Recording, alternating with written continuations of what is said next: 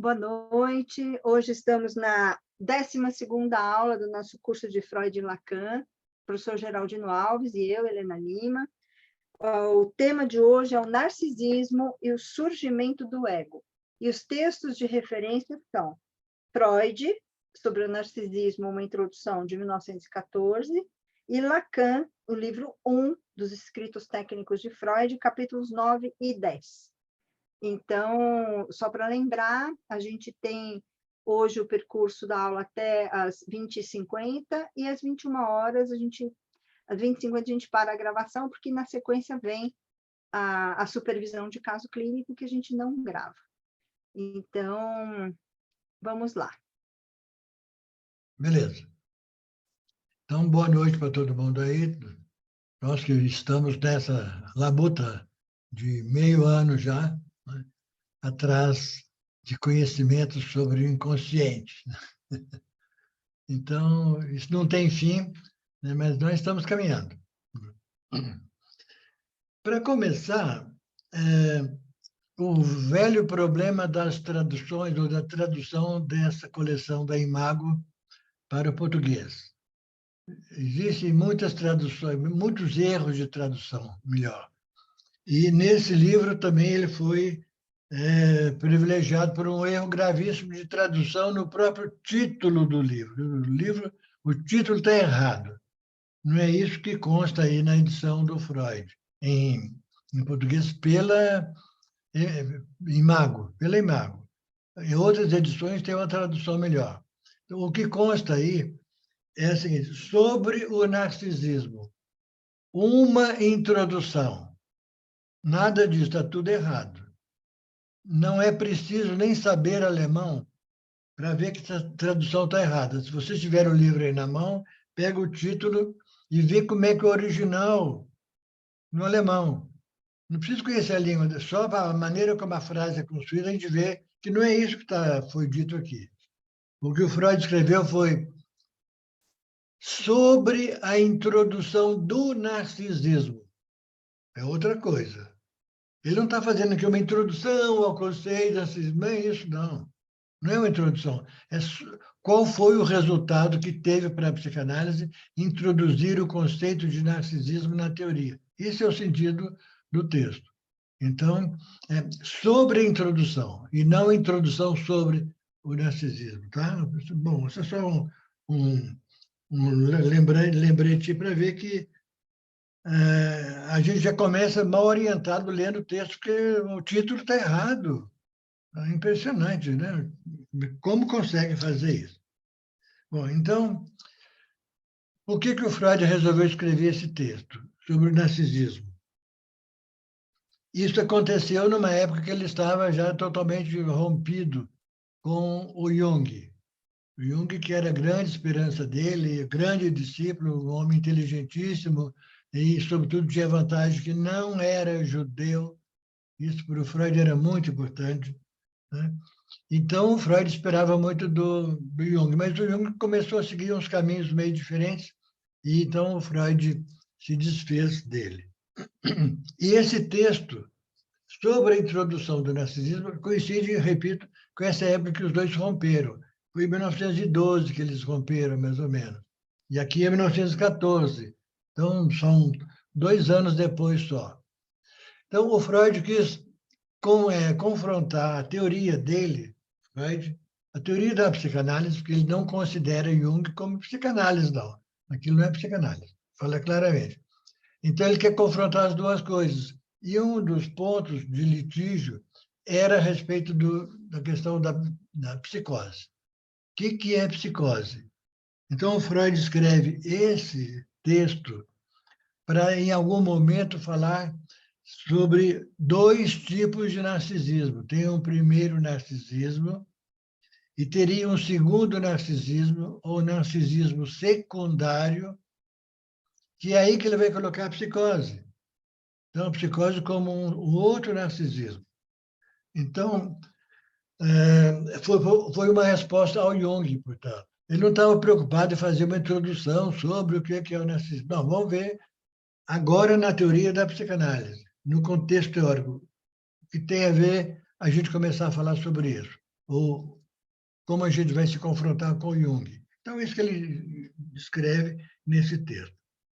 Muito bem. Então, tem muita coisa aí para a gente pensar realmente, né? Eu vou tentar fazer assim, uma apresentação inicial do que tem de básico nesse texto, para depois entrar em mais detalhes aí. Bom, utilizar mitos, né? Personagens mitológicos como Narciso, é uma coisa que o Freud sempre valorizou muito, né? Utilizar a história do Édipo, coisa básica na teoria da psicanálise. Então, o Narciso aqui entra como esse personagem que vai dizer muito bem o que, na psicanálise, vai ser o conceito de narcisismo. Muito bem. Então, vamos lá. Antes de a gente falar do narcisismo, temos que ver qual foi o passo anterior. Bom, o Freud deixou então claro o seguinte, que quando nasce um bebê humano, esse bebê humano, no início, não tem grande diferença de um bebê de animal. Do ponto de vista psíquico, que não tem psiquismo ainda. Nenhum deles tem. E o animal parece que não vai ter nunca. Embora isso possa ser também um tanto questionado, mas, enfim. O psiquismo, no sentido de o sujeito poder expressar aquilo que se passa no seu próprio interior, expressar com palavras, isso só existe no ser humano, o psiquismo propriamente dito, né? É por isso que, num outro momento, um outro texto dessa mesma época, também da chamada dos textos metapsicológicos, se chama As Pulsões e Seu Destino, também mal traduzido na edição da Imago, porque colocou os instintos, outra burrice. Instinto é para animal, não é para nós. Mas os caras não leram, parece, não sei com que olhos que leram, que não viram que o Freud falou duas palavras diferentes. Uma é instinto, outra é pulsão, Triebe, em alemão. São duas palavras completamente diferentes e não foi falta do Freud explicar, que ele explicou muito bem. O instinto é determinista, ele é biológico, ele está ligado ao DNA. Os animais não precisam de ir para a escola, que nem nós fazemos aqui. Até hoje, eu já estou com 80 anos, estou frequentando escola, estou estudando. Animal não precisa disso. Ele não vai para escola nenhuma, porque ele já sabe tudo. Ele já vem por instinto, está tudo marcado. Todo o comportamento dele está já programado geneticamente. O nosso não está programado, até porque quando nós nascemos, o nosso sistema nervoso não está ainda pronto. Não temos como ter psiquismo nessa época e muito menos saber as coisas que a gente precisava saber. Vamos ter que aprender tudo, do zero. Por isso, frequentamos a escola a vida inteira. Quem tem chance de fazer isso? Bom, então, não existe instinto em nós. O instinto são aqueles comportamentos sempre iguais em todos os animais, em todas as situações. Todos os animais daquela espécie fazem da mesma maneira. Todo cachorro late, todo gato mia, e não há muita diferença entre eles nesse sentido. Nós, seres humanos, não chegamos a latir, né? Graças a Deus. Podemos miar muito, podemos reclamar muito, mas o importante é que falamos. E, ao falarmos, nós deixamos claro qual é o nosso desejo, o que nós queremos. E podemos ter desejos os mais diferentes. Na humanidade inteira, a quantidade de pessoas que aderiram, por exemplo, ao nazismo, que aderiram ao fascismo, que aderem à democracia, às várias religiões, cada uma ensina uma coisa diferente, um monte de seguidores, enfim, as ideologias. Nós podemos escolher o que nós queremos ser, o que nós queremos dizer, o que nós queremos fazer. Isso é escolha Portanto, tem algo a ver com o que o Freud vai chamar de pulsão. Então, diferente do instinto, o instinto não escolhe nada, ele já tem tudo escolhido, vai só observando, vai só agindo de acordo. E não muda também, não muda. Nós, cada dia, mudamos as coisas. Nossa, a humanidade está sempre mudando. Nós estamos numa era agora cheia de mudanças, né? Aliás, foi um assunto aí do livro, a querela, né? Que é do gênero. Né? Que diabo de gênero é esse? O que é gênero? O que é sexo? O que é gênero? Nós escrevemos um livro inteiro. Eu fui um dos autores, coautores, todos os artigos sobre isso, sobre gênero.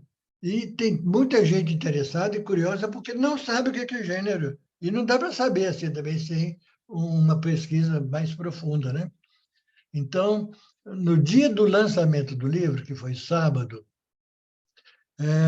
o meu irmão, que é psicanalista, estava viajando pelo interior de Minas, lá no interiorzão, na nossa terra, lá dos nossos avós, um pessoal que tem uma outra cultura completamente interiorana, tá?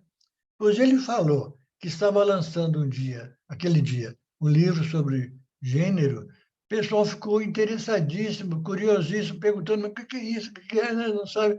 Mas é o assunto do momento, é a briga do momento. Por isso se chama querela. A querela é uma briga, é discussão, né? A respeito do que é o tal do gênero. Que não é também só o gênero alimentício, que a Helena escutou lá em Moçambique, da primeira vez que esteve lá, perguntou: como é que está a questão de gênero? Ah, falta muita comida. E é coisa complicada, né? Na Guiné-Bissau, viu, Geraldino? Foi na Guiné-Bissau que eu falei o que atrapalha tomar remédio.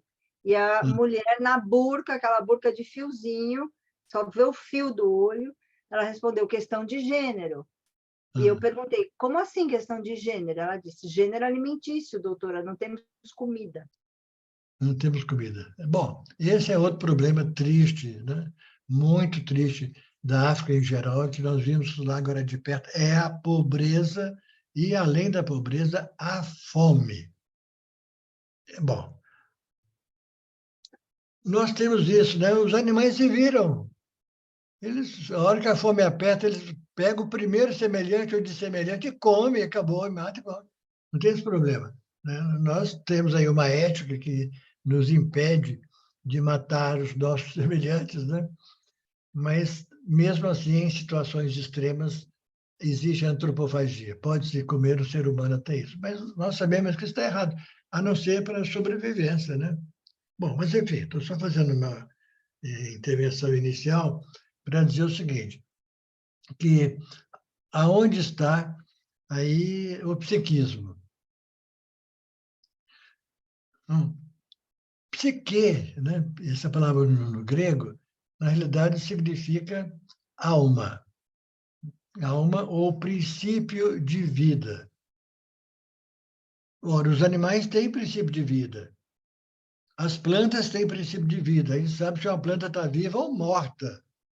As plantas nascem, as plantas morrem, os animais nascem, os animais morrem. Então, tem alma. Tem alma vegetativa, tem alma sensitiva, tem alma racional, que é a nossa. Nós também morremos. Mas, além do estritamente biológico, nós temos aquilo que foi traduzido nas obras do Freud, a outra coisa aí, foi traduzido nas obras do Freud por psique, quando, na realidade, o Freud falava de alma. Em alemão, a alma é Seele, S-E-E-L-E, Seele, significa alma. É isso que o Freud falava. Não sei por que ficaram com vergonha de traduzir por alma, achando que isso é coisa religiosa. A alma não é estritamente religiosa, ela tem esse aspecto bem religioso, mas é um pensamento filosófico, é uma definição filosófica. A alma é o princípio de vida. Então, se nós temos vida, temos um princípio de vida e temos alma. Bom, outra coisa, já falei de 3 erros de tradução hoje aqui, né? O Freud não tinha religião nenhuma, não acreditava em religião nenhuma, mas acreditava numa alma racional, numa alma humana, um princípio de vida humano. Então, Ainda bem, né, que hoje as traduções estão sendo resgatadas hoje, voltando ao seu original, que é o que Freud queria.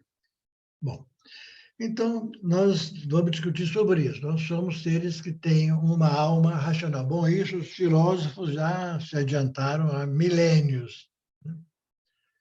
A filosofia é esse estudo dessa sabedoria que tem a ver com a razão. Nós somos seres racionais. Então, alma ou razão é tudo sinônimo. Mente, enfim, né? Psique também, em parte, mas podia muito bem ter respeitado o desejo do Freud de falar em alma, né? Que não aparece aqui nos textos dele. Muito bem.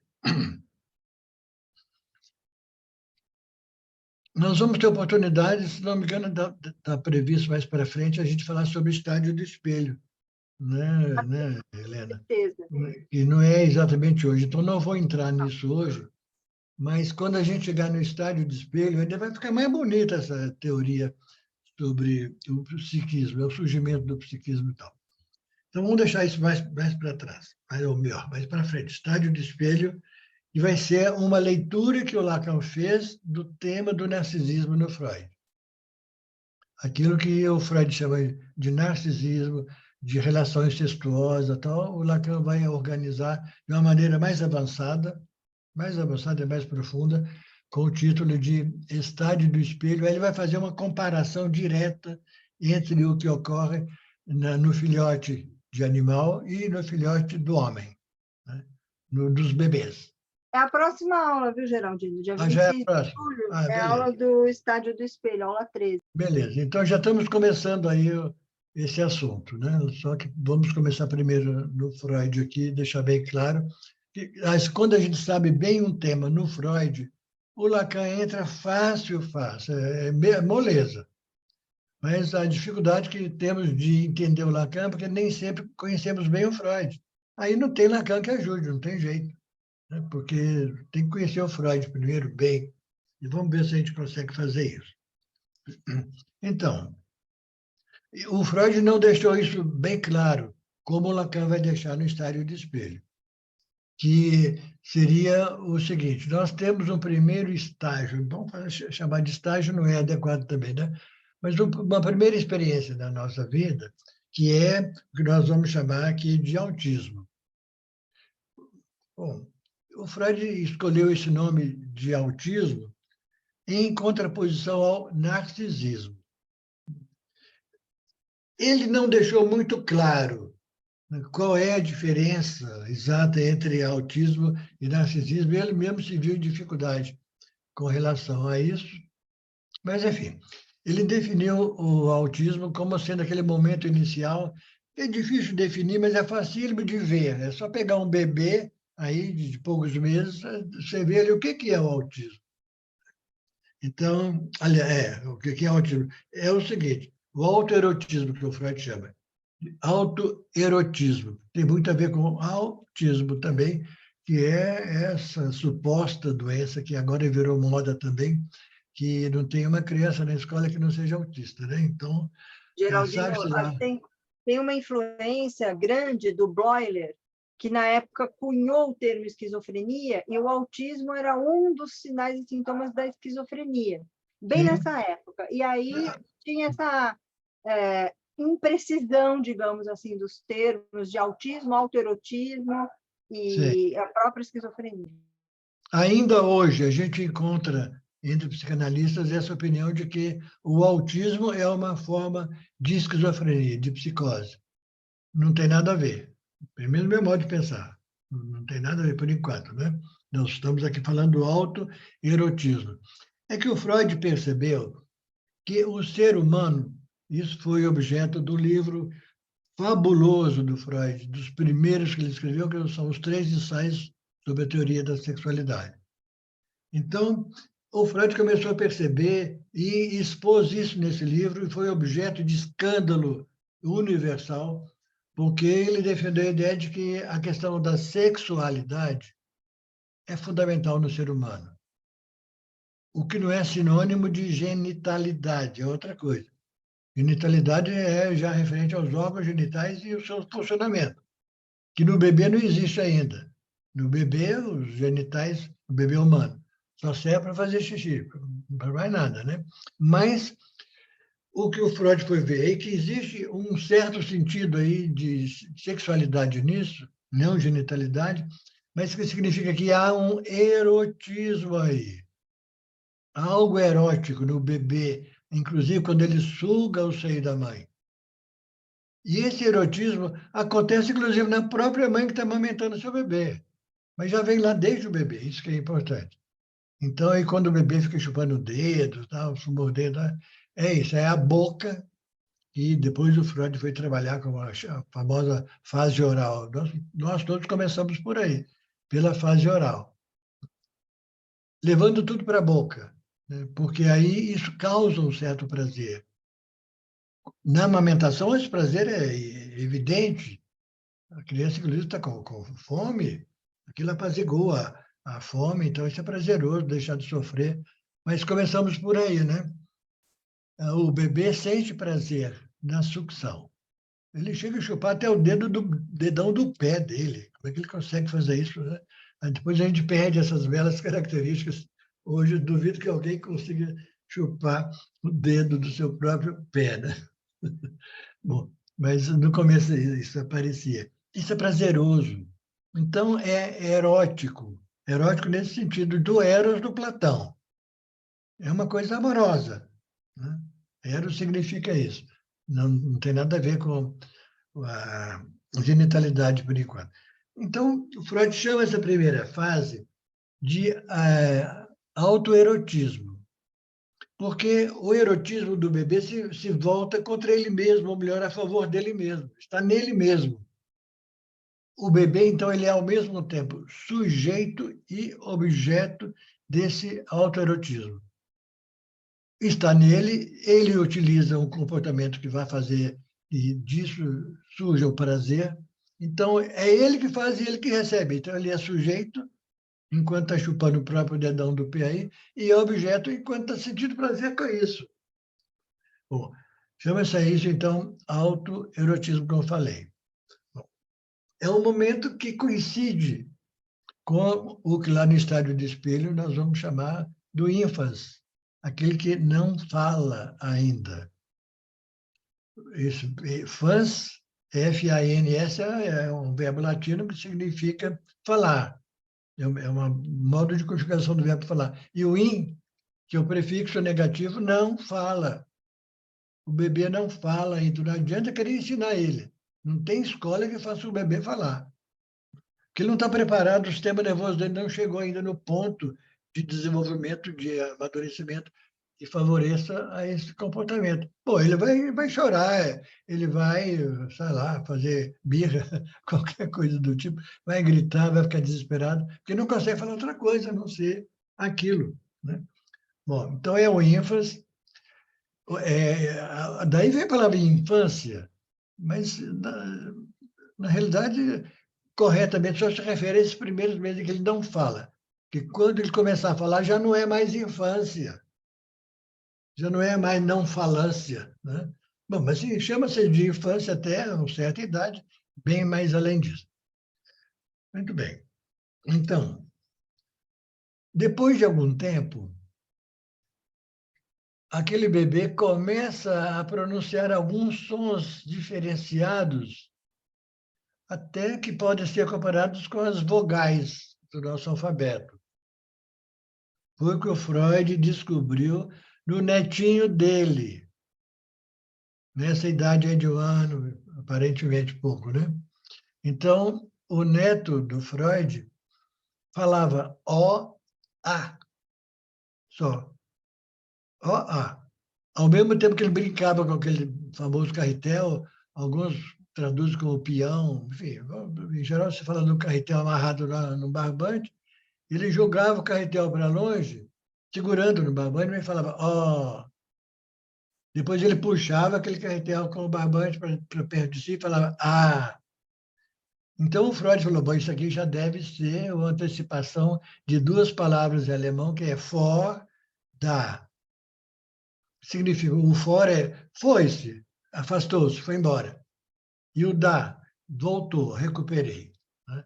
Então, já é talvez o início de linguagem na criança, que não dá para, não é nenhuma palavra ainda, mas é um som que está relacionado com a nossa linguagem. São as vogais. O, A, B.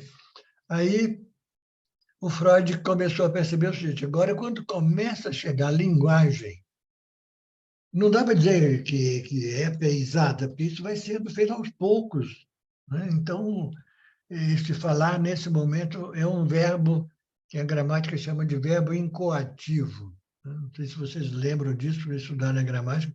O verbo incoativo é aquele que demonstra uma ação que não se faz de uma vez por todas. Ele vai sendo feito aos poucos. Por exemplo, o verbo incoativo fácil de entender. Amanhecer. Amanhecer, que hora que a ação de amanhecer acontece? Ela vai acontecendo aos pouquinhos.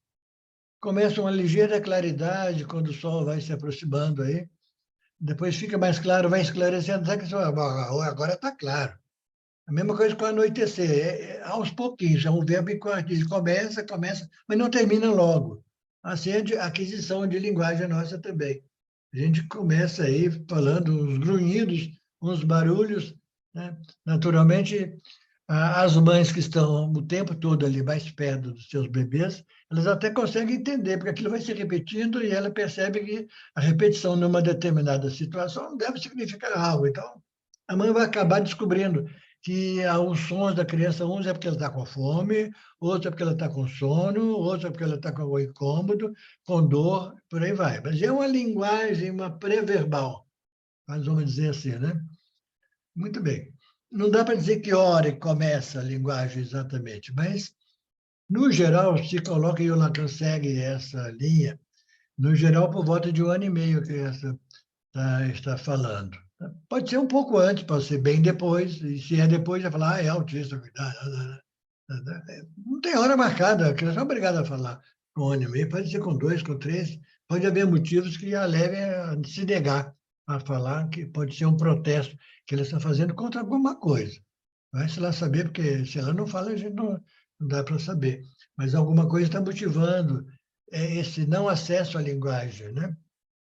Tem crianças que demoram até 3 anos ou mais para começar a falar. Bom, vai-se lá ver por que foi isso. Não é problema de desenvolvimento neuronal, porque o sistema nervoso, nessa altura, já está pronto para falar.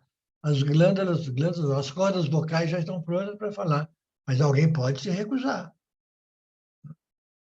Adultos também recusam, quando são chamados lá no tribunal para fazer uma investigação qualquer. Não vou falar nada. Eu tenho direito a não falar nada. Pode, vira uma criançona ali, né? Porque o cara dessa idade tem vergonha de falar, vergonha de assumir o que tem que declarar. Mas tudo bem, cada um se defende como pode, né? Aí entram as leis que vão dar chance ao sujeito não se denunciar, tudo bem. Vai chegando o momento, então, que a criança, de fato, começa a falar. Bom, aí já é esse momento do narcisismo. O Lacan coloca esse momento aí entre 6 a 18 meses. 6 meses a 1 ano e meio. Bom, começou a falar. Então, agora saiu daquela fase do autoerotismo. Agora entra a fase que o Freud vai chamar de narcisismo. Toma do mito do Narciso. Porque o Narciso, vocês conhecem a história, era um cara que era todo voltado para si mesmo, tudo fechado em si mesmo. Era um cara muito bonito. Ele mesmo se apaixonou por si mesmo, de tão bonito que ele era. Ele se olhava no lago, assim, na água, e falava, mas como eu sou o cara, né? Eu sou lindo. Aí, eu sou completo, não me falta nada. O narcisismo significa isso também, completude, né? Não falta nada, tem tudo ali. E as ninfas são as moças lindíssimas que tinham lá com ele, lá no meio das matas, elas ficavam doidas para seduzir ele, ele não dava bola para nenhuma delas, né? Ele estava satisfeito com a sua beleza e ponto final. A ponto de chegar uma lá que repetia todas as palavras que ele falava, porque era tal do eco, né? O eco, né? Repetia, já que o Nascer não falava, então ela imitava qualquer coisa assim Bom, foi por aí. Então, entramos agora no segundo momento que o Freud foi chamar de narcisismo.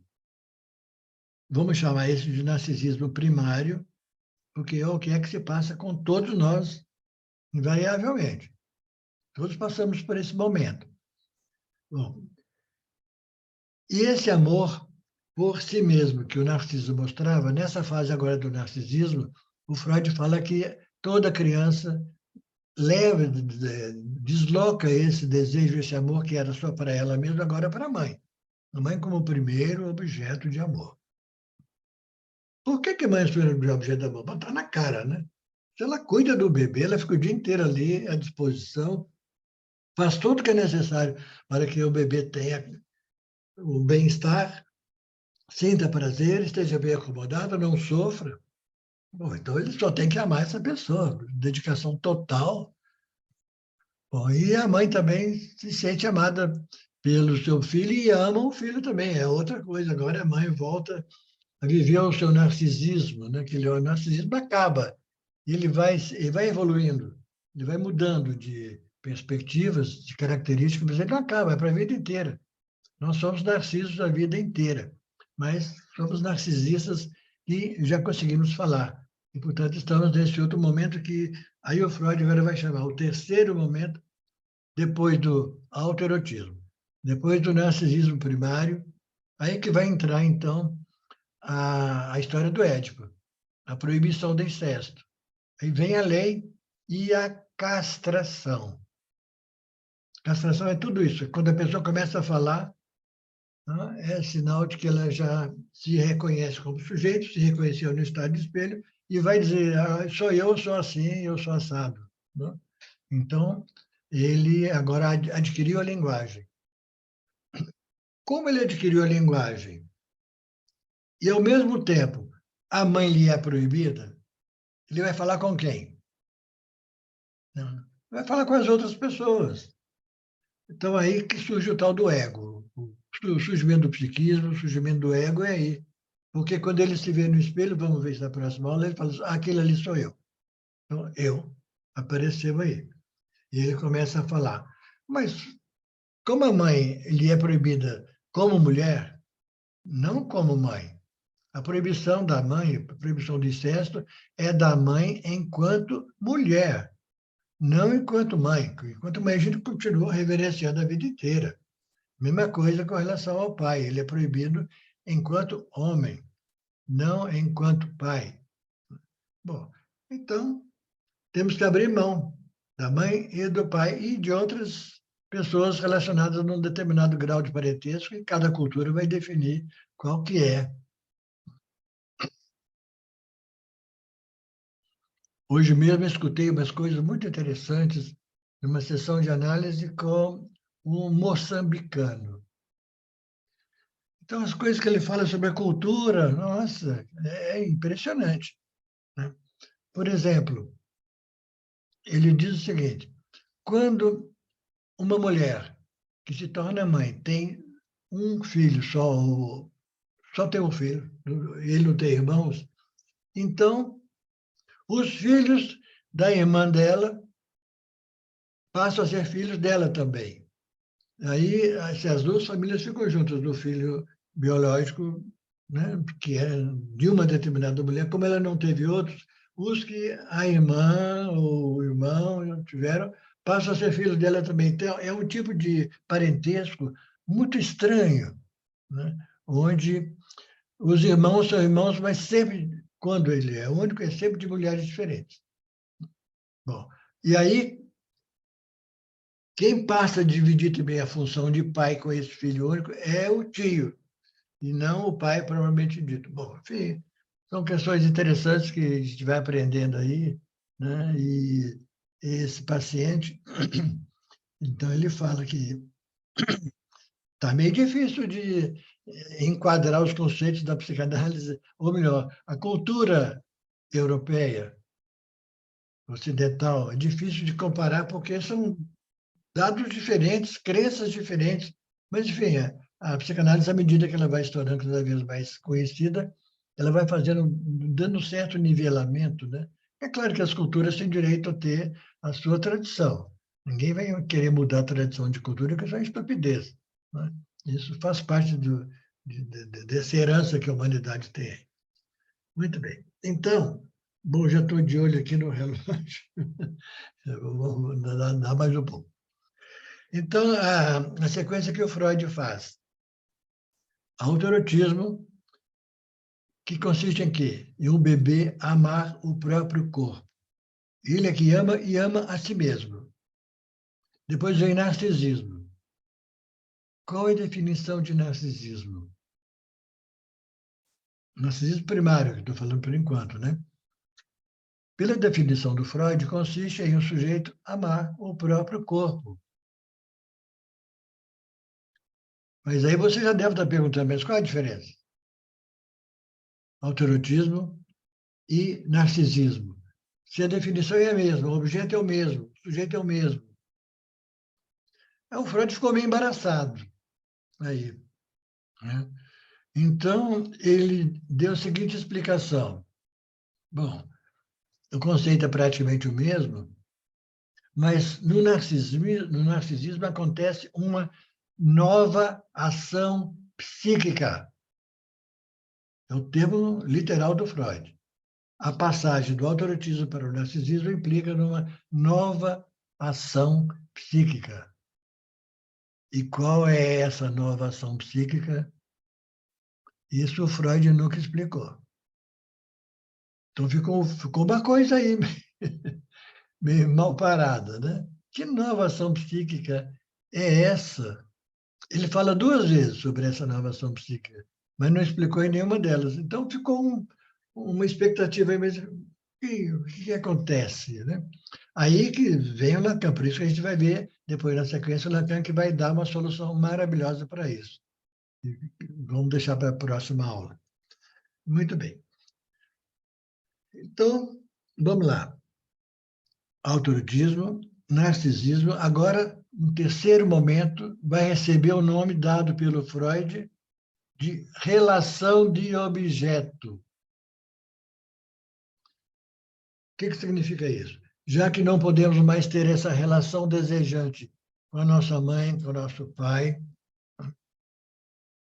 então agora nós vamos ter que desejar outros objetos. Esses aqui são proibidos. Então, são poucos os objetos proibidos pela, pela castração.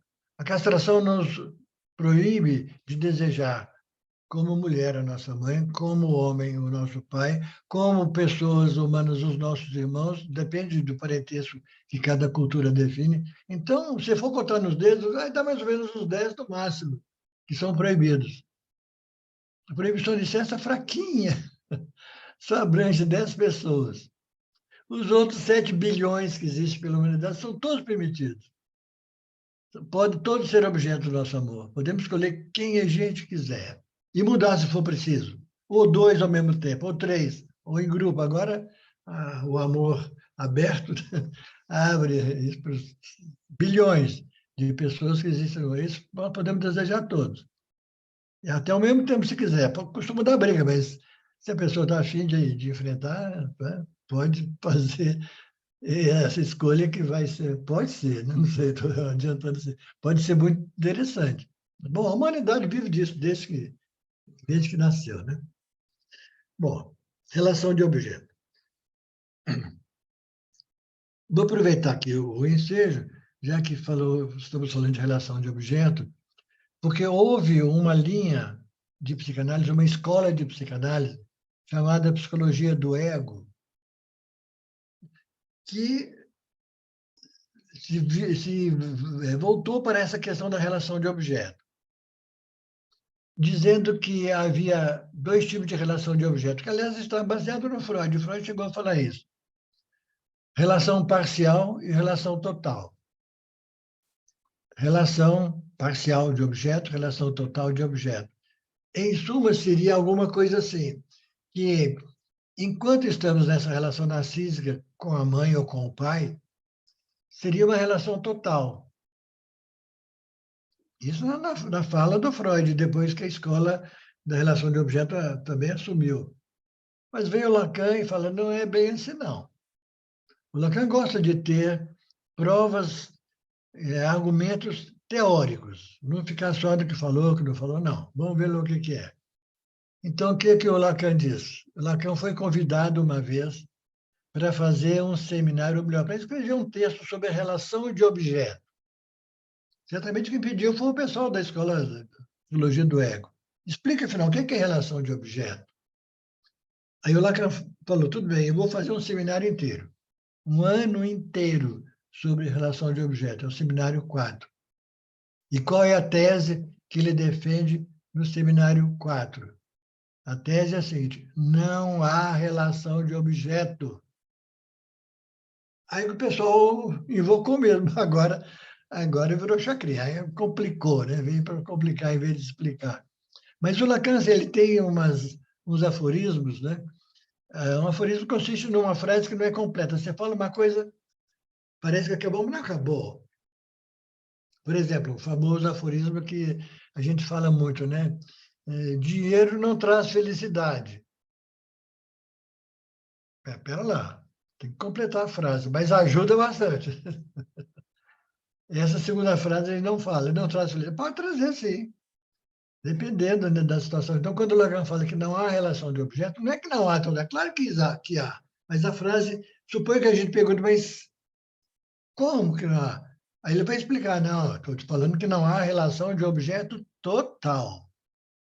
Essa não existe. Toda relação de objeto é parcial. E por que não há relação total? Porque se a relação total seria com o pai, com a mãe, com os irmãos, todos eles são castrados. A mãe, o pai, os irmãos, os filhos, os parentes, os primos, as priminhas que a gente gosta muito, né, de paquerar na infância aí. Tem muito caso de relação dos primos entre si. E é um negócio interessante, é conhecido, não é muito, mas é mais ou menos. Bom, enfim. Mas ninguém pode ter uma relação total, porque todos são castrados nessa questão, né? Então, relação de objeto é isso. Existe, sim. O Lacan falou que não existe, mas é só para provocar. Existe, mas são todas parciais. Nada é completo. Completude não existe. A completude é imaginária. Aí, já usando a terminologia lacaniana, né? Nós somos incompletos sempre. Nos falta alguma coisa ou muitas coisas que nós tentamos restituir ou resgatar através da linguagem.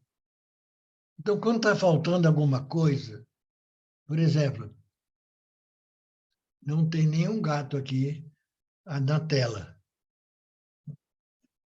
Está faltando. Mas quando eu falei não tem um gato, o gato já está aqui. Agora ele ficou presente, pela representação da palavra. Então, se eu falar que aqui tem 7 gatos, tem 7 gatos, mas todos representados. De fato, eu não estou vendo nenhum. Então, a palavra representa as coisas, porque as coisas faltam. Nós temos que inventar uma palavra para a gente se referir a elas. Bom, é por isso que quando a gente começa a falar, deixa de ser ínfase, deixa de ser a infância, aí surgiu o psiquismo, porque o nosso inconsciente é estruturado como linguagem. Então, se tem linguagem no jogo, tem inconsciente. Não necessariamente ele está aberto, não necessariamente ele está visível, mas sempre que alguém fala qualquer coisa, tem o inconsciente. Aonde? Bom, aí vamos voltar àquele conceito do Freud, né, que resolve essa questão. Tem um conteúdo manifesto e tem um conteúdo que é latente, tudo na linguagem. Então, toda palavra tem lá um conteúdo que é manifesto, que é o primeiro significado. Os dicionários estão lá para isso, mas o dicionário vai apresentar uns 15, 20 ou mais significados. Então, quando, por exemplo, eu falo da beleza da pantera, né? Quando eu falo de uma pantera, a palavra pantera tem o conteúdo manifesto, que é quando eu estou me referindo ao animal, tem características tais e quais. Entre essas características está também que ela como é que eu falei agora, é majestosa. A pantera, ela tem um jeito, né, que quando a gente chama a mulher de pantera, ela é elegante. Então, toda palavra tem o seu conteúdo manifesto, que é aquele primeiro significado que a gente lembra logo que fala. Mas se a gente for consultar o dicionário, vamos encontrar mais uns 10 ou 15 ou 20 conteúdos latentes, esses aqui não estão todos ao mesmo tempo presentes na nossa consciência. A gente vai ter que buscar, vai ter que procurar e analisar isso, buscar nas palavras que a gente pronuncia, buscar o nosso conteúdo manifesto, quais são os outros significados que estão escondidos ali e que a gente tem que pesquisar para poder saber o que eles vão significar. Muito bem. Então, estou vendo aí como o ego surge daquele momento do narcisismo onde o sujeito se reconhece no espelho. Ah, sou eu aquele ali. Ego. Mas o ego não é tudo. O ego é só um instrumento com que nós nos relacionamos com a sociedade, com o que está fora de nós. Mas, além do que está fora de nós, tem muita coisa que está dentro de nós. E essa a gente não vê, a gente não percebe, que é esse conteúdo latente, escondido, para a gente poder descobrir, em vez de ir no dicionário tem vários deles, mas temos que entrar dentro do nosso próprio discurso, fazer associações livres. E aí, fazendo associação livre, a gente vai encontrar um ou outros ou muitos significados escondidos, latentes, que apareceram naquela forma manifesta, consciente, quando a gente falou, como a gente fala dentro de uma sessão de análise, mas o latente está lá. Muito bem.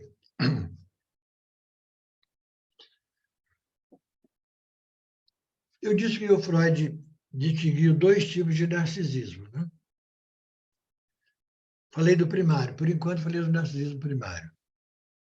Mas, exatamente, eles escreviam esse texto, como eu falei no começo, que era para esclarecer a respeito da psicose, é nisso que ele estava preocupado. Uma discussão que ele tinha com Jung a respeito da psicose, e que não estava bem definida na própria teoria da psicanálise ainda. Então, nesse texto, o Lacan dá uma teorização sobre a psicose, que é o que ele chamou de narcisismo secundário. Por que secundário? Porque no narcisismo primário, que termina com essa relação de objeto, nós direcionamos a nossa libido, o nosso desejo, para fora de nós, para as outras pessoas de que nós gostamos. São colegas, companheiros, parceiros, amantes, amados, tudo isso é namorado, namorado, enfim. Então, a gente distribui com essas pessoas toda a nossa libido. E quando a gente, por exemplo, fica apaixonado por uma pessoa, aí a gente esquece todas as outras, né? Então, é como se a gente recolhesse a nossa libido, que se distribui para todos os nossos amigos, conhecidos, parentes, tal, tal, tal, e agora vamos fixar numa pessoa só. A gente esquece os outros, nem vê mais, nem quer saber. A gente acorda de manhã já está pensando naquela companhia amorosa. Almoça com ela, janta com ela, dorme com ela, acorda com ela. É assim. Então, concentrou. Isso se chama paixão. A paixão é quando a libido se concentra numa pessoa. É até chamado de loucura, eu estou louco de paixão, estou louco, estou doido de paixão. Não é a psicose ainda, que a gente fala aqui da psicanálise, mas não é muito diferente, né? Sendo que, no caso da psicose, o que o Freud coloca é que a gente faz a mesma coisa. Aquela libido que a gente estava distribuindo entre muitas pessoas conhecidas, amigas, né, queridas, na psicose a gente recolhe tudo de volta. É um novo narcisismo, que agora a gente se isola do mundo. A gente não quer mais saber, não é igual a paixão. Na paixão a gente tem pelo menos uma pessoa que leva tudo. Mas na psicose não tem mais ninguém. Volta tudo para si mesmo e não tem mais relação de objeto. Então, a pessoa fica esquisita, né? Esquizofrenia vem desse esquisito que a gente percebe claramente que não tem nenhum contato com o mundo. O Freud chegou a pensar que esses psicóticos, quando entram nesse narcisismo secundário, eles não são submetíveis, nem sei como é que pronuncia isso, eles não são possíveis de ser analisados. Ele achava. Não é o que a maioria das pessoas pensa hoje, dentro da psicanálise, né? Talvez uma análise exatamente como a análise dos neuróticos, talvez não, mas é possível ter um tipo de transferência psicótica e é diferente dessa nossa, e também que não pode ser tratado da mesma maneira que nós tratamos os neuróticos. Eu estou falando tratar, né, de propósito, porque é a palavra que o Lacan utiliza. Quando ele se refere à psicose, ele fala que a psicose tem tratamento, mas não necessariamente análise. Exatamente porque a palavra não está encadeada adequadamente no psicótico. Ele perde esse contato com a palavra, com o significado das palavras. Então, não dá para fazer associação livre. Isso em termos, porque quando a gente fala de psicose, assim, de modo geral, mas tem vários estágios de psicose também. Tem psicóticos que, em alguns momentos, falam com a sua razão perfeita e a gente entende tudo, eles entendem tudo. Em alguns outros momentos, ele já não consegue fazer isso. Quando ele entra em surto, aí a linguagem não comunica mais nada. Bom, filho, são coisas que o Freud falava. A psicose, ainda hoje, eu acho, a psicose ainda hoje é um problema para a psicanálise. A gente ainda não descobriu exatamente o que ela é, como trabalhar com ela, porque não é análise, é tratamento que a gente faz. E não existe nenhuma dica de como deve ser feito o tratamento. Com relação à análise, sim, o Freud escreveu aí 23 volumes sobre isso, né? Então, a gente sabe de que se trata e de que se trata, aliás, o tratamento. Como é que a gente procede, como é que a gente se prepara, o que nós estamos fazendo aqui, uma preparação para isso. Estamos nos preparando para, em algum momento, a gente poder saber como escutar os neuróticos, os perversos, e inclusive os psicóticos. Uma escuta que a gente não sabe até onde ela vai ser útil, mas que o Lacan diz, não vamos desistir, não, vamos escutar, mesmo assim, os psicóticos. Sem saber muito bem o que a gente pode fazer e ficando muito assim, quase a critério do analista, de ele criar um tipo de tratamento, de inventar uma maneira, que não tem nada estabelecido. E não é fácil. Mas, enfim, não é para desistir. Então, isso chamou o Freud de narcisismo secundário.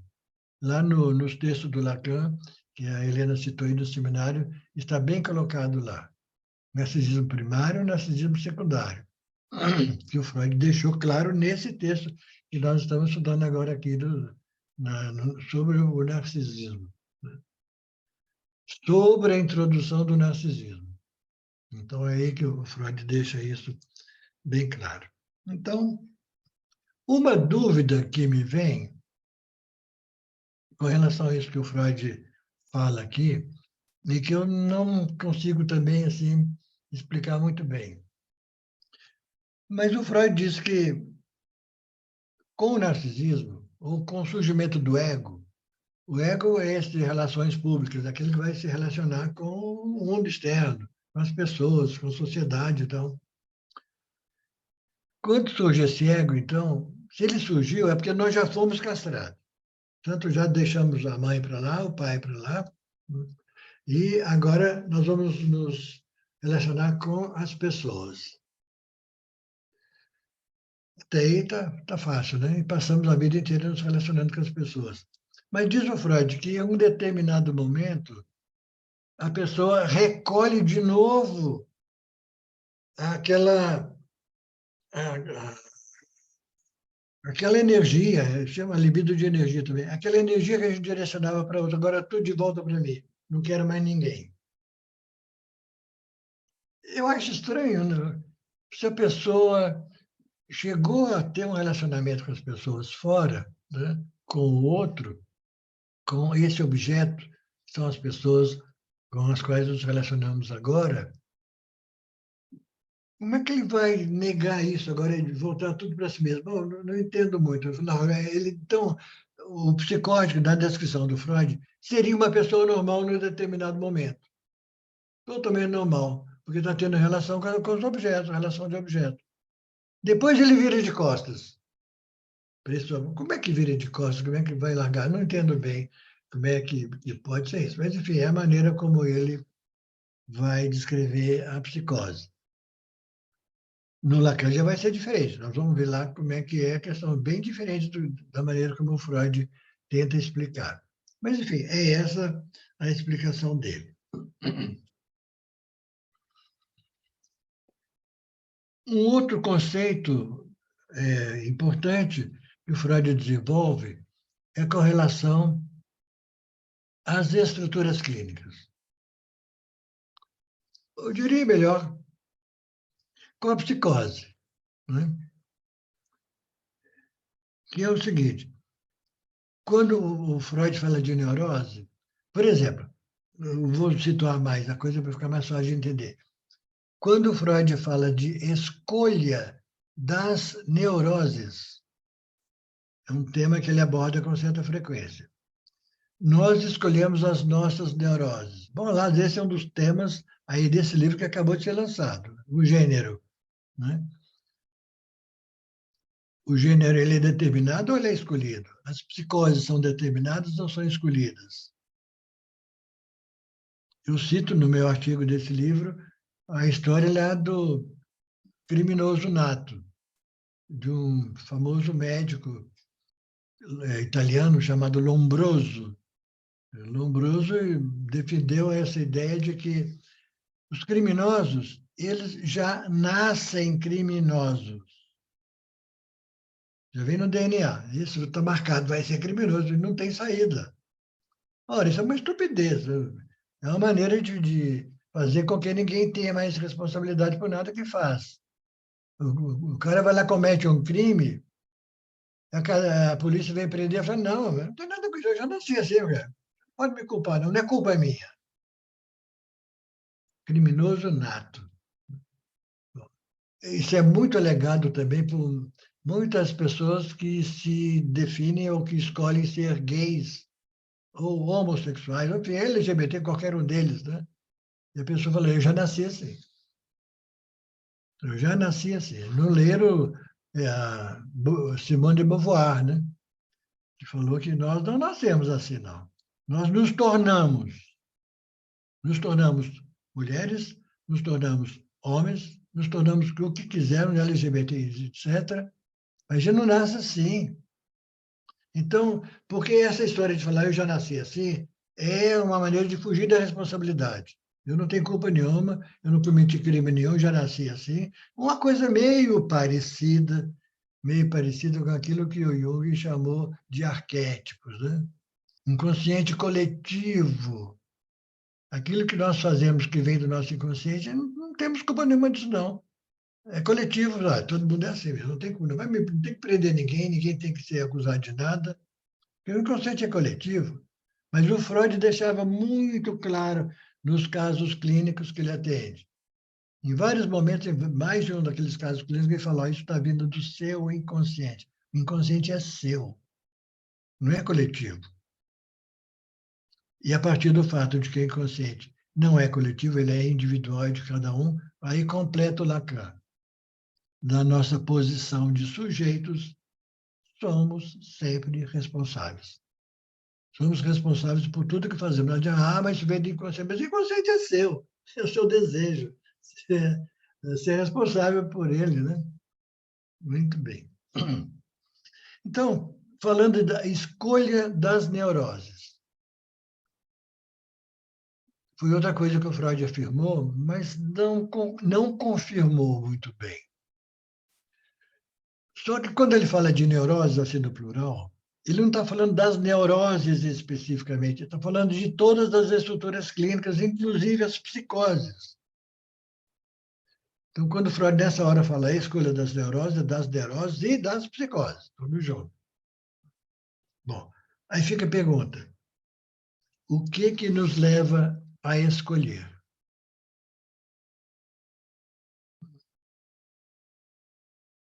que nos leva a escolher? Deve haver um motivo. Em geral, o Freud sempre argumenta, quando toca nesse assunto, ele argumenta que nós escolhemos aquilo que nos dá prazer. Aquilo que é prazeroso, nós escolhemos. Aquilo que nos dá desprazer, nós chutamos fora. Não queremos saber. A gente foge, não quer do sofrimento, não. Então, a gente escolhe conforme aquilo dá prazer ou não. Então, o raciocínio que ele faz seria alguma coisa assim. Que esse sujeito que está passando por esse momento que nós descrevemos há pouco, né, de autoerotismo, narcisismo, da escolha de objeto, que passa pela relação incestuosa e pela proibição do incesto, de alguma maneira, esse sujeito percebe que há mais de uma saída. Fica assim aí a coisa para a gente pensar, né? Tentem vocês pensar também, vejam se descobrem alguma resposta plausível, né? Então, vamos supor, pode estar delirando, vamos supor que cada um de nós, quando passa por esse momento que estamos descrevendo o narcisismo, a gente sabe qual é a diferença entre psicose, neurose e perversão. Supõe que a gente sabe. Então, a gente faria assim, bom, quais são as vantagens da psicose e as desvantagens? É isso, isso, isso. Quais são as vantagens da perversão e da neurose? Aí, então, a gente escolhe, faz, olha, saber de uma coisa? Agora, cada um vai decidir. Não dá para a gente dar razão, porque cada um tem a sua escolha própria, né? O seu gosto. Dependendo do gosto de cada um, alguém pode falar assim, eu prefiro ser neurótico. Porque aí eu participo da sociedade toda, convivo com todo mundo, às vezes dá umas briguinhas, às vezes, que quase sempre, mas eu sou neurótico, eu estudo, eu posso me formar, eu posso ter um emprego, eu posso ter capacidade de inventar coisas, eu posso amar, porque o que o Freud falava que o neurótico não consegue amar e nem trabalhar. Ora, eu quero trabalhar, quero amar, quero ter prazer, então eu vou escolher neurose, né? Aí chega o perverso, vamos supor, o perverso vê aqueles 3 pratos ali, fala assim, bom, neurótico eu não quero ser, não. Nem imagina. Fica fazendo as coisas bobas, pagando imposto de renda, trabalhando o dia inteiro, ganhando pouco, mal dá para comer. Isso eu não quero. Eu quero fazer a minha própria lei. A hora que eu quiser dar um chute, eu dou um chute no balde. A hora que eu quiser rodar a baiana, eu rodo a baiana. Não tem que dar satisfação para ninguém. Ser perverso é mais interessante, porque eu mesmo faço as minhas leis. Quando eu quero fazer as minhas leis, eu faço, vou lá. Se a polícia não me pegar, tudo bem. Se pegar, azar, mas eu quero ficar assim, ter liberdade. Porque o neurótico é um cara que está preso, é um prisioneiro da sua neurose. Tem coisa que ele gostaria de fazer, mas não faz. Eu quero fazer tudo que eu quiser. Então, eu vou ser perverso. Porque neurótico eu não quero, e psicótico muito pior, mas o psicótico, o cara está louco. Ele nem sabe o que ele é, nem sabe o que ele faz. Para que serve o cara ficar lá preso no hospital com a da vida? Infelizmente, fechou-se o último hospital e foi bem recentemente. Fiquei sabendo isso lá no dia do lançamento do livro, porque estava presente lá uma psicóloga, e ela foi colega minha do começo lá da Associação Livre de São Paulo. Ela dedicou a vida a lutar pelo fechamento dos manicômios, a luta manicomial. E ela estava lá no lançamento do livro e ela foi chamada para falar. E ela, eu não lembro a data, mas deu a entender que foi bem recente. O último hospital fechado no Brasil foi o Juqueri, aqui pertinho. Não existe mais nenhum hospital com aquela maneira de as pessoas ficarem internadas lá, tomando choque elétrico todo dia, tomando remédio até vomitar, né? E ninguém conversando com eles, porque parte do princípio que eles não têm nada para dizer, só falam bobagem. Então, ela ficou orgulhosa de ter fechado o último manicômio. E contou um dado interessante, que antes disso, o tempo todo que ela está trabalhando, olha só, que eu conheci ela foi uns 40 anos atrás, e esse tempo todo ela está trabalhando nessa luta antimanicomial. Mas ela falou, eu fiz questão, durante esse tempo todo, exigir que quando rola um amor entre os psicóticos, uma relação sexual, inclusive, afetiva, quando são dois ou mais, enfim, dois homens ou duas mulheres, ou homem e mulher. Os hospitais costumam separar muitos doentes, dependendo de como a doença vai evoluindo, então passa isso para cá, passa aqueles para lá, e os homens tinham que ficar separados das mulheres. Tinha uma ala só feminina e uma ala masculina, e ela sempre lutou, não, olha, aqui tem um casal que está se amando, eu faço questão que eles fiquem juntos. Não interessa qual é o prédio, se é dos homens, se é das mulheres, eles têm direito de viver esse amor. E ele falou que conseguiu sempre, dava muita briga, mas se tinha lá algum rolo entre pessoas que estão internadas e se amam, têm direito. Vão viver juntos. Olha que coisa linda, né? Que espírito. Isso foi uma luta um tanto difícil de se conseguir, mas parece que se chegou lá. E isso, inclusive, levanta uma outra questão que é também discutida, né? Os psicóticos conseguem se amar? Porque o Freud colocou a questão do amor e do trabalho como sendo característica dos neuróticos. Com isso, já fica... Então, quer dizer que os outros não se amam? É.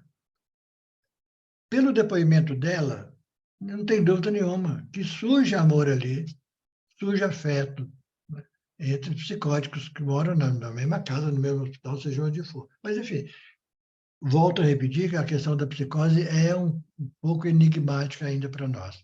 Nós não sabemos muito a respeito do que se passa ali. Mas, quem sabe vai aparecer um dia alguém que vai teorizar adequadamente sobre isso e esclarecer para nós. Porque a gente, é psicótico, então deixa para lá. Não. O Lacan, quando fazia as aulas práticas do hospital psiquiátrico, de apresentação de casos, ele usou um método completamente diferente do que sempre foi utilizado pela psiquiatria e pela medicina. Na psiquiatria, a apresentação de casos, não sei como é que está hoje, tem pouco contato, mas já foi, durante muito tempo, assim. O médico ou o psiquiatra mandava buscar lá dentro do hospital um doente, põe lá na fila de 20 alunos, como se fosse um animal ali em exposição, e todo mundo fica olhando para o doente, tá vendo? Ó, como é que ele faz, ó como é que ele responde, ó como é que ele faz. Não. Né? Ele ficava ali, aquele objeto não identificado, e passando por uma humilhação, uma falta de respeito. E todo mundo fala, tá vendo? Olha, pergunta isso para ele, para você ver como é que ele vai responder. E por aí ia. Então, o Lacan trabalhou em hospital psiquiátrico, ele começou a carreira dele de médico assim, hospital psiquiátrico, mas ele nunca foi um psiquiatra como os outros que havia na época, nunca. Fez tudo diferente. Ele contava que ele lia lá, quando estava estudando medicina, estudando psiquiatria, ele lia lá o manual de psiquiatria. Quando ele entrava no hospital, ele não via nada daquilo. Era outra coisa completamente diferente. Não era aquilo. Então, ele se comportou diferente também. Ele fazia apresentação de casos. Mas como é que ele fazia? Levava os estudantes para o hospital, mandava buscar um paciente e passava a palavra para o paciente. Por favor, conte a sua história para nós. É assim. E muitas vezes as pessoas ficam na dúvida, mas isso não é doente. Ele fala também. Ele sabe falar, sabe raciocinar. A gente sabe muito bem que os psicóticos têm momentos de lucidez que a gente fica até sem acreditar muito. Bom, então, escolha das neuroses, voltando lá. Geraldino, Oi, pode eu falar. posso é só fazer uma observação, assim, Mariana. uma contribuição ao que tu está dizendo. Ótimo. Aqui em Porto Alegre, agora, no mês passado, foi construído o último residencial terapêutico que tirou os últimos moradores do Hospital São Pedro, aqui de Porto Alegre. Beleza. Ainda tinha 6 moradores que já estavam lá porque não tinham, né, família. Tá vendo? E foi a última ala, que agora tem internação, mas não tem mais moradores, né? Estão morando em residenciais. Agora os moradores, eles vão para o CAPS, o atendimento é só durante o dia. Eles vão durante o dia, vão no CAPS. encontram atendimento lá, indicação de remédio, tudo que for preciso, depois voltam para casa. Para que ficar lá sozinho no hospital psiquiátrico? Sem a família. E esses que não tinham, que eram esses 6 últimos que estavam ainda moradores do hospital, porque não tinham mais familiares, agora eles estão em residenciais terapêuticos bancados pela própria prefeitura, pelo próprio SUS, né? E eles estão morando lá e tratando no CAPS do hospital, né? Mas foi só agora que terminou também. Por que demorou tanto? É. Esse movimento já tinha surgido dentro da própria psiquiatria. Sim. Quando que foi isso? Não me lembro exatamente a data. Estou calculando lá, sei lá, a data de 40, estou chutando. O movimento chamado de antipsiquiatria. Quem fez o movimento de antipsiquiatria? Não foi um movimento contra os psiquiatras, foi um movimento feito pelos próprios psiquiatras, que queriam propor uma nova psiquiatria, que é a antipsiquiatria, que era isso, as pessoas iam morar em residências, grupos de pessoas que moravam não no hospital, mas numa casa comum, onde eles próprios administravam a casa. Né? Era o Franco Basaglia, professor, que chegou. Basaglia foi na Itália, né? Teve vários. Ele chegou, acho que para a gente que em 70, ele, né, pelo menos, acho que em 70, que se começa a falar sobre nessa discussão. Ah, foi mais tarde, então. Anos 70, Pelo menos para nós aqui, né? Mas já vinha sendo. O Lang, né? O Lang é um famoso que escreveu vários livros sobre essa questão. Mas, enfim, a medicina, acredito, né? Agora, acredito que a indústria farmacêutica não gostou dessa ideia. Né? Porque ali no hospital psiquiátrico eles tomavam quilos e quilos de remédio por dia. Isso é uma produção maravilhosa, né? Para quem fabrica e para quem Pode vende. contar caos, professor? Pode contar um caos de hospital? É assim, a mãe estava internada, moradora já, né? Um dia o filho veio visitar. E assim, quando ele vinha, não gostava muito, pegava só um pouquinho, conversava com o médico e ia embora. E passava tempo e não vinha. A última vez que ele veio, ele viu a mãe e tal, depois ele foi lá conversar com o médico e falou assim que ele tinha trazido um presente para a mãe dele, né? Para o médico dar para a mãe dele quando chegasse a hora. E aí, o que você trouxe? Trouxe uma mortalha. Ele levou uma mortalha. Entendeu? Então, é assim, né? Põe lá naquele lugar e deixa, né? As pessoas internavam e não queriam mais de volta. Bom, então, adiantando mais, já estou de olho aqui no relógio, tá ainda não. A questão da escolha. O Freud falou que existe escolha das neuroses, as pessoas escolhem mesmo. Você imagina o que o psicótico devia pensar nessa hora de fazer escolha? Aqueles neuróticos bobos lá, levantam cedo todo dia, pegam o metrô, pegam o ônibus, vão trabalhar, entra às 7 horas, 8 horas, bate o ponto, fica lá obedecendo a ordem de um cara que enche o saco de todo mundo, tal. Não tem nenhuma possibilidade de cuidar de si mesmo. Sai às 6 horas da tarde, vai para casa cansadíssimo, ainda tem que fazer comida. Esses caras são burros. Os neuróticos são burros. Eu não quero ser neurótico. Eu estou aqui, eu tenho minha comida, não preciso trabalhar, não preciso cozinhar, não preciso comprar nada. O hospital me dá comida, tem cama, tem roupa de cama, tem tudo. Que vida boa, né? Que é a minha de psicótico. Né? E esses bobos estão aí. Né? Bom, então, assim, que tipo de escolha seria esse? É claro que isso é uma brincadeira, né? Que eu estou fazendo aqui. Mas o Freud fala que eles escolhiam. Como ele não explica também, ou melhor, ele tenta explicar com esse princípio geral do princípio do prazer. Fala, olha, as pessoas escolhem aquele que é mais prazeroso. Se você vai para um lugar que é muito frio, tudo bem, se você gosta de frio, ótimo. Sentir frio é um prazer para você, então vai para o Campos do Jordão. Né? Mas se alguém não gosta de frio, vai para uma praia mais quentinha, um sol quente e tal. Né? Tudo em nós é escolha. E a gente pode mudar as escolhas. Bom, mas ficou essa coisa mal parada, como também ficou mal parado lá no negócio do narcisismo. Né?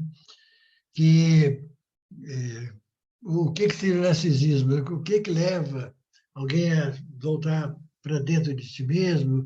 Enfim, aí, de onde surge o ego? Outra questão que o Freud deixou aí, que meio, né? Aí vem o Lacan e resolve tudo com uma pintada só. É o estado do espelho. E agora, com relação à escolha das neuroses, o Lacan vem de novo, ele vem onde tem buraco, ele tenta cobrir e resolver. Aí o Lacan vai dizer o seguinte, olha, negócio de escolha aí que o Freud falou, bom, tem lá o seu modo de pensar, mas talvez haja uma outra maneira da gente pensar isso, outro argumento teórico. Isso tem a ver com a castração. Aliás, o Freud deu a entender isso. É a partir da castração que você vai escolher a sua estrutura clínica. Isso vem com o Édipo. Depois da solução do Édipo, bom, aí você vai escolher. Então, a experiência de Piana vai fazer com que a gente seja o psicótico da. Para o Freud, o que seria o psicótico? Aí o Lacan entra de uma maneira mais clara, né? Falando que a palavra perversão, em francês é perversion, bom, em português perversão, né? E o Freud analisou como sendo o prefixo latino per, que significa várias vezes. Quando a gente fala que uma peça de teatro está perfeita, quando o filme saiu perfeito, porque aquilo foi gravado trocentas vezes, para depois escolher o que foi de melhor que teve lá, e sai perfeito. No teatro, você passa meses e meses ensaiando uma peça. E depois desses muitos ensaios, que ela pode dizer que está perfeita, né? Então, perfeita foi feita muitas vezes. Esse per significa isso. Então, perversão, o Lacan segue agora é essa outra etimologia. São muitas versões do prazer, e que a criança experimenta todas elas. Os 3 ensaios são sobre isso. A criança faz todo tipo de experiência que dê prazer, inclusive na área da sexualidade. Aprenda a se tocar, tocar outro, quem ter curiosidade, ver como é que é a questão do sexo, por que os pais trancam a porta do quarto aí à noite, ainda ficam dando uns berrinhos lá dentro, dando gemidos. As crianças, elas querem ter prazer de tudo quanto é tipo. Isso é o momento mais saudável da nossa vida. Eu acho a época de ouro, é a época das perversões polimorfas, várias formas, muitas formas de obter prazer. Então, o Lacan chamava de perversão. Mas, além da etimologia que o Freud coloca, que são várias versões de prazer, aí o Lacan troca esse prefixo per, que não é o prefixo latino, mas é o prefixo em francês, que é per, que é pai. Versões do pai. Várias maneiras possíveis de responder à proibição do incesto, que vem do pai. A versão do pai, a lei do pai. Então, as estruturas clínicas são assim, né? Por exemplo, vem a proibição do pai. Você não pode desejar sua mãe, seu pai, seus irmãos, por aí vai. Como é que a gente pode responder a isso? São várias versões, pelo menos 3 versões do pai, que são essas 3 estruturas clínicas. Alguém pode dizer, olha, sabe de uma coisa, esse pai não está com nada, eu não vou obedecer esse pai, não. E caio fora, desconheço a lei da interdição do incesto. Aí o cara que fica psicótico. Psicose vem daí, negar a lei. Ele nega totalmente.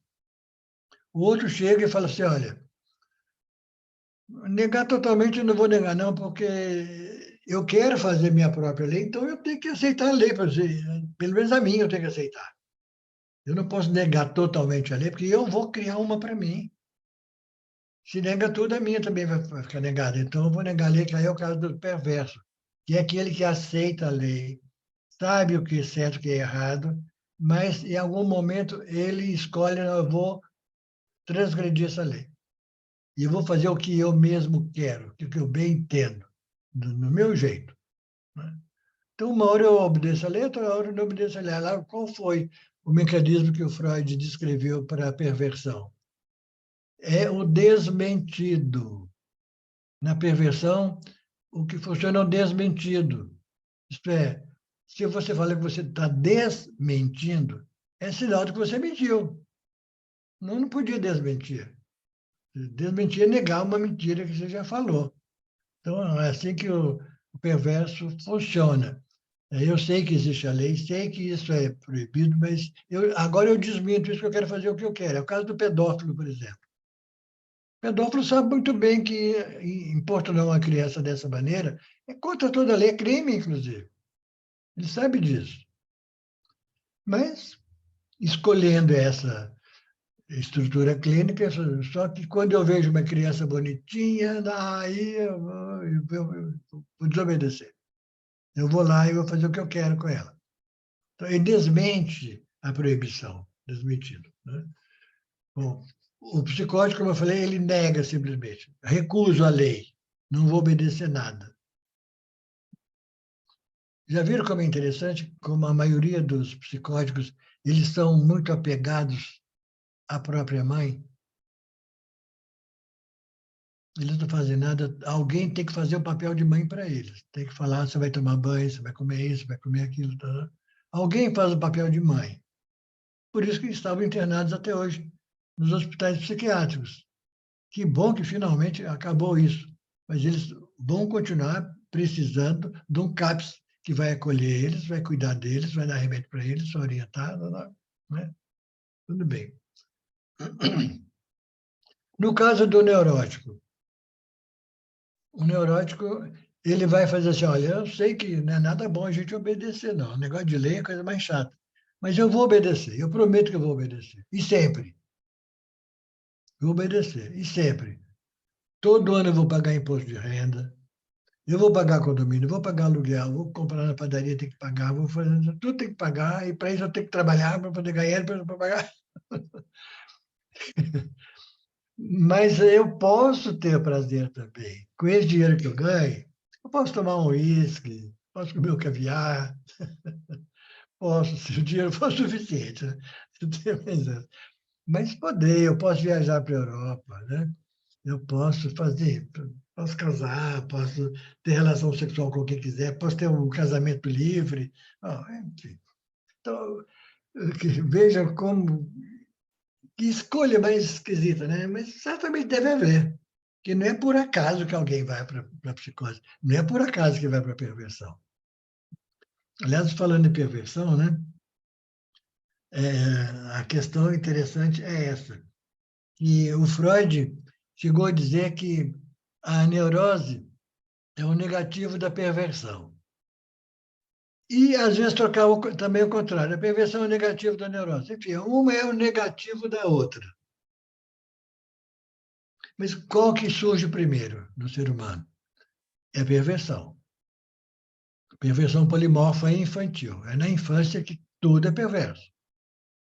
Por isso que os adultos não param de xingar as crianças. Não faça isso não pode, isso está errado, não é assim, né? Põe a mão aí, tira a mão daí, não faz isso. Né? Não pode, não pode, não pode, não pode. Então, a perversão que era um paraíso para as crianças, poder fazer tudo, várias versões de ter prazer, vai chegar um momento em que a educação, a família, a religião, o Estado, a escola, começa a falar, não, tem que ser assim. Vem para a aula e fica sentadinho e caladinho. Né? Então, o que antes parecia uma liberdade total, cada vez vai se fechando cada vez mais. Então, a neurose nega a perversão. Nesse ponto que ele é o negativo da perversão. Na perversão era tudo bom. Na neurose, aí chega a infância, os adultos são um trambolho para as crianças. Deve detestar os adultos, só fala que não, nada pode, né? Bom, então é isso, negativo. O positivo, isso é uma comparação que o Freud faz com a fotografia, né? Na fotografia, antigamente, quando usava aqueles rolos lá de fita, sei lá como é que chama, celuloide, aquele celuloide ele tinha uma sensibilidade tal que ele só podia viver no escuro. Ele não saía do escuro. Se ele saísse do escuro, ele perdia toda a sua capacidade. Não servia para mais nada. Mas a hora que você abria o diafragma da máquina de tirar retrato, entrava a luz com aquele diafragma. E a luz se gravava naquela fita. Então, antes da luz, era o negativo. Era a fita que estava negativa, não foi esclarecida, clareada ainda por nada. Quando você abriu o diafragma, entra a luz, agora vem o positivo. É isso que o Freud usa como exemplo, né, do negativo e do positivo. Então, o negativo da perversão é aquilo que vem depois, a neurose, coisa do tipo por aí. Muito bem. Mas falta ainda um tema que eu acho interessante colocar, que nós já estamos aqui nos aproximando aí dos nossos devidos limites, né? Esse limite, por exemplo, quem é neurótico obedece tudo direitinho. Chega na hora certa, sai na hora certa, para na hora certa. Nem sempre nós fazemos isso, né? Aí somos perversos. Nessa hora, vou fazer minha própria lei. Vamos tentar ser neuróticos hoje, pelo menos, né? Que devia ser todo dia. Mas vamos aprender, de certa maneira, a obedecer isso. Tem as suas vantagens, tem, porque tudo é previsível. Você sabe que hora vai acabar, que hora que vai começar. Mas tem também as suas desvantagens. Às vezes, na hora que a conversa está mais quente, mais interessante, mas o relógio falou, vamos parar. Aí é desagradável. Bom, o que nós escolhemos? A própria terapia, né, professor? Já acabou o tempo. A hora que Terapia começa a descantar, já acabou de o tempo. tempo cronológico tem esse grande problema que o Lacan denunciou. Não é assim que se marca uma sessão de análise nem um processo analítico, porque o inconsciente é mais perverso do que o neurótico. O inconsciente ele nega todas as leis. Quando ele quer, ele pega a gente de flagrante, deixa a gente de mau jeito, e a gente quer que não aconteça, lembrar daquela coisa que foi ruim, que a gente acha que é vergonhosa, que eu tenho vergonha, que aquilo é pecado, que aquilo é errado, né? A gente lembra, o inconsciente fala, cara, não adianta você querer, você quer esquecer tudo isso, vai deitar para você ver como é que vai aparecer tudo lá no sonho. Deixa minha conta. Durante o dia você se comporta, se esforça bastante, pode até chegar ao fim do dia ileso, mas depois que você deitar na cama, deixa comigo, que você vai ver coisas que você nunca mais queria ver na vida. Vai aparecer tudo. E coisas até muito boas também, viu? Não fico com medo de dormir, não, porque tem coisas boas. Não somente que nós achamos que não pode, que é pecado, tá? Que estou traindo. Gente, é uma coisa muito interessante, né? Eu falei isso que eu tenho experiência, né? Desse tipo de sonho, como de muitos sonhos. Às vezes a gente está num sonho onde a gente está traindo alguém. Está tudo muito bom, tudo muito legal, mas chega uma hora, no próprio sonho, a gente fica preocupado. Ih, mas o que eu estou fazendo? O que eu estou fazendo? E se ela souber? E se ele souber? E se minha mãe aparecer? Como acontece no sonho. Bom, então, é assim, né? O nosso inconsciente, ele é caótico. Ele não é imoral. Não é que ele é imoral, não. Por mais que aconteça coisas lá do arco da velha, não é imoral, é amoral. No sentido, não tem moralidade. Ele não faz juízo de valor. Ali, o valor foi prazeroso, ótimo, nota 10. Não foi prazeroso? Bom, aí pode ser que a gente esteja se punindo, aí a responsabilidade é nossa mesmo. Somos nós que escolhemos o que queremos. Quer falar? Ah, né, Cogito? Então, a gente está querendo falar aqui, o microfone está fechado. Camila, você queria falar com a gente ou com alguém daí? Não, professor, obrigada. Desculpa, estou falando aqui em casa. Eu achei que você estava fazendo uma pergunta, mas estava fechado o seu microfone aí, só te alertar para abrir. Obrigada, desculpa. Imagina, né? Desculpa, olha aí, tá vendo? Olha a culpa, né? Nós pedimos desculpa toda hora, todo dia. É alguma coisa que está no nosso inconsciente que a gente não aceita. Não precisa ser assim, não. Por isso que o perverso é o cara que sabe viver a vida. Ele não se sente culpado, não tem que pedir desculpa para ninguém, né? Mas é perverso. Tem as suas vantagens e as suas desvantagens, né? Se é neurótico também, se é psicótico também. Então, o que a gente escolhe? Olha que drama. Tudo tem vantagem e desvantagem. Bom, mas nem todo mundo tem as três estruturas ao mesmo tempo. Em geral, uma predomina e pode ter traços das outras, mas só pequenos traços. Mas a estruturante é uma só. E, aliás, o Lacan, também o Freud fala isso, né? Ninguém muda de estrutura. O psicótico é psicótico para sempre, o neurótico e o perverso para sempre. Agora, esse para sempre não é uma condenação, não é um pecado. Porque o Lacan nem considera isso como uma doença. Não é doença, é estilo de cada um. É como cada um se coloca diante da lei. Eu obedeço ou não obedeço. Existem as famosas leis que são feitas para não serem cumpridas, né? O Brasil é cheio delas. Tem lei para caramba, mas ninguém cumpre. E quando alguém desobedece, aí aparece um monte de explicação. Não, é assim mesmo, mas tem um artigo da Constituição que deixa isso. Os outros não deixam, mas sempre tem um que deixa e um que não deixa.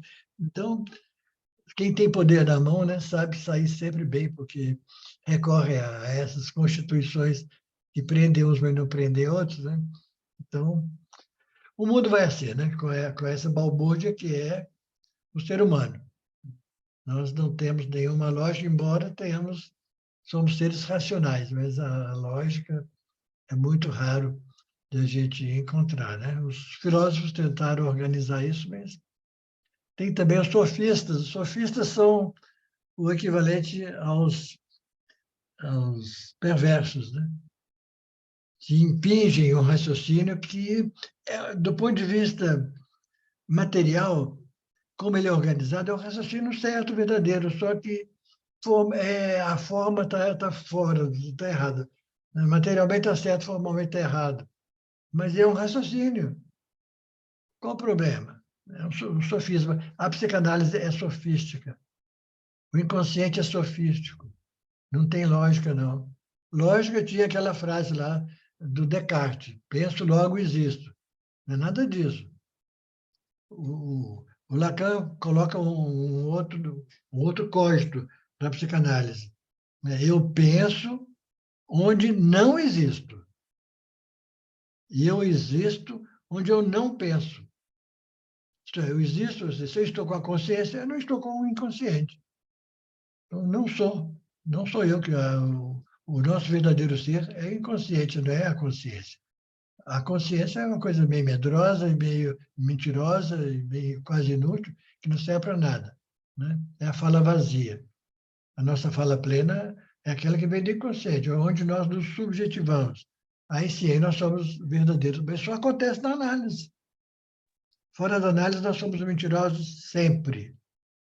Acho que você trouxe um ponto bem importante para quem foi ler o Lacan, capítulos 9 e 10. O capítulo 9 se chama Sobre o Narcisismo, e ele fala exatamente isso que o Geraldino trouxe agora, sobre a palavra plena.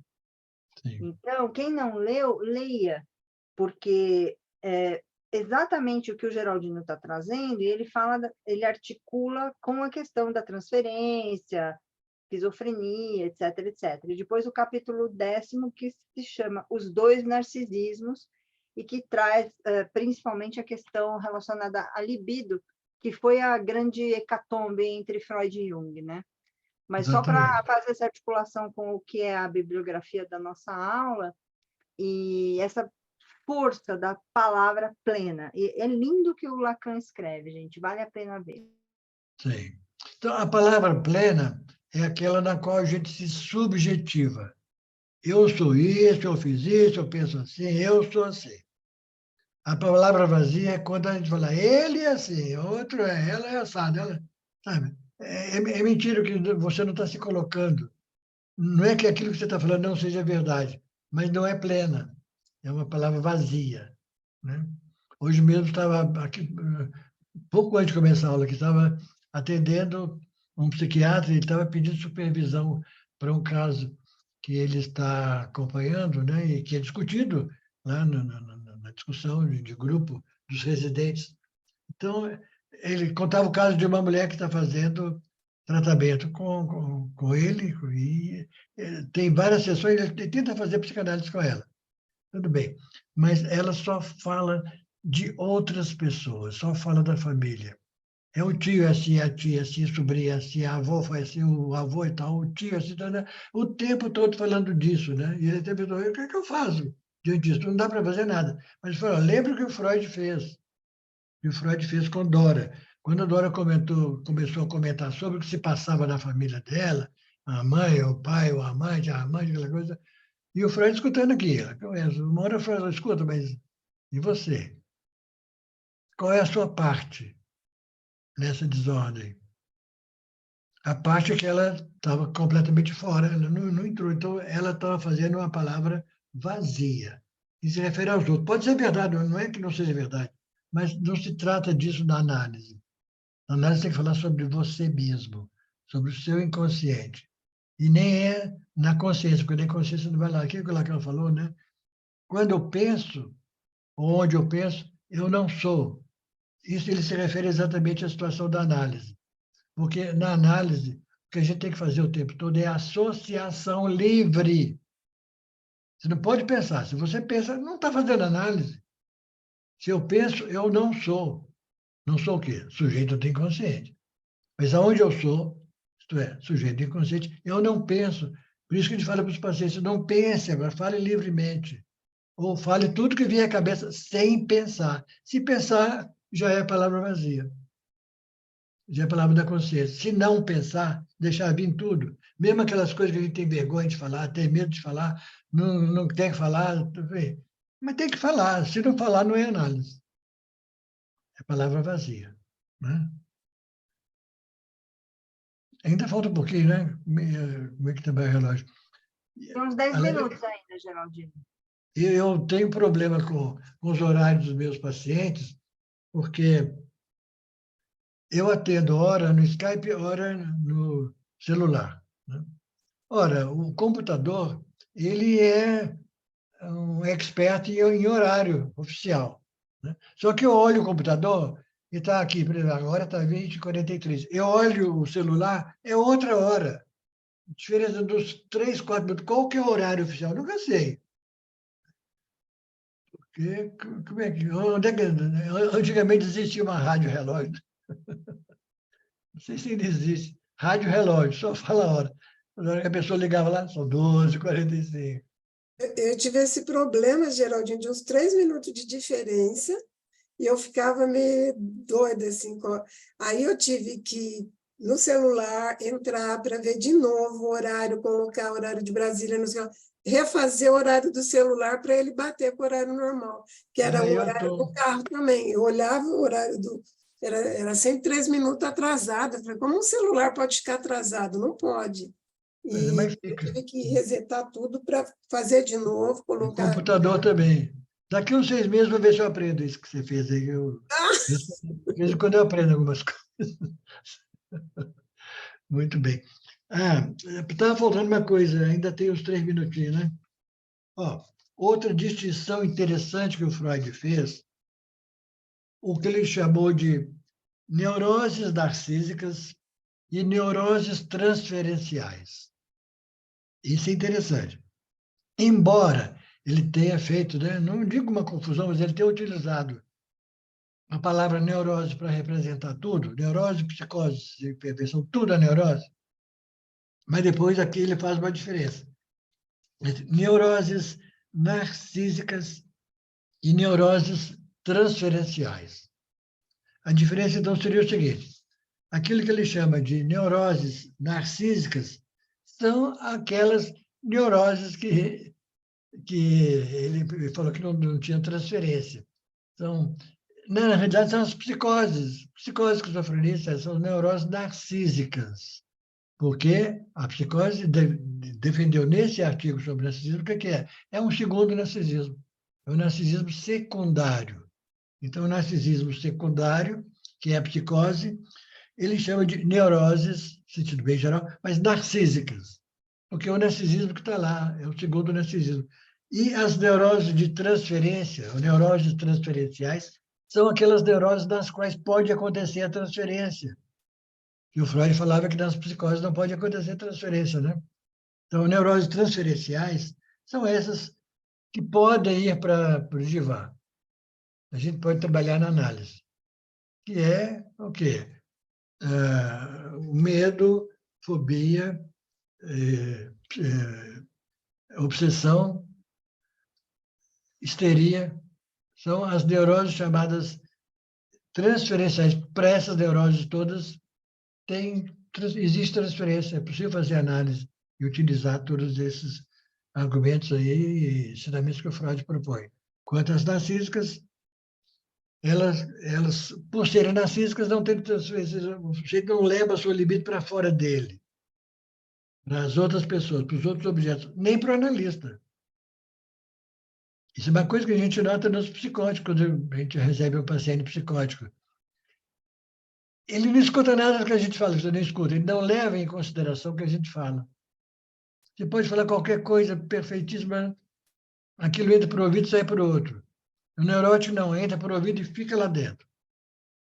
Obriga o sujeito a mudar o discurso dele, tomar decisões a partir daquilo ali. Tá?